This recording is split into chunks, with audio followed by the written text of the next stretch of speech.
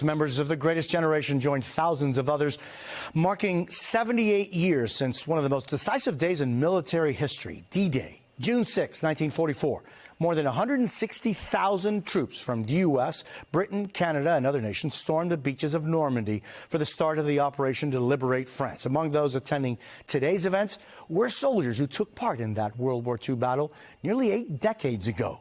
NBC News senior national correspondent Kerry Sanders is in Normandy this morning for us.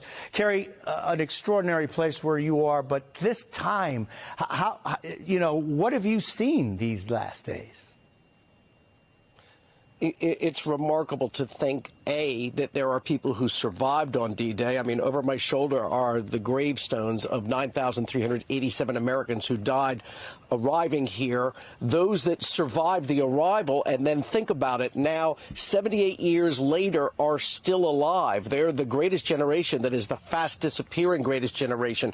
Just beyond the cemetery here is Omaha Beach. Now, as you take a look at Omaha Beach at sunrise this morning, it was serene, it was relaxing, it was such a contrast to what the hell was like as they came ashore here, facing down German Nazi military with machine guns in pillboxes. But those that actually survived and have now made their way back here say they are not heroes. Listen.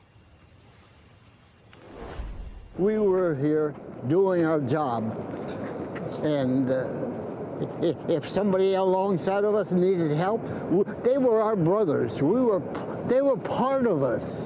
They were our family. What was it like? It's very difficult to explain because we were all young guys.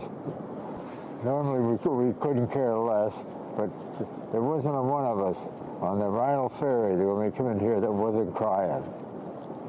It was scary. It sure was. Every 10th round was a tracer, so you knew how close the shells were getting.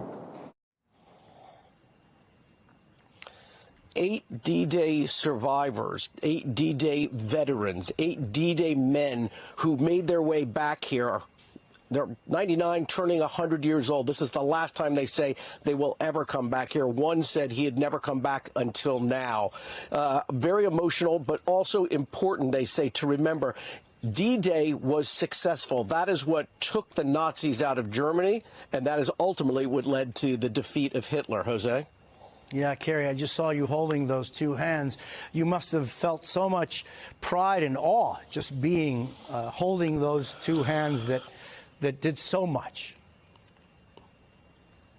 They may be 99, but I felt strength that dates all the way back to the invasion here, and strength that is fully recognized by the French, even young French people. I mean, I'm talking about kids coming up to them saying thank you, recognizing that they would have a very different life under Hitler's Germany were it not for what happened here.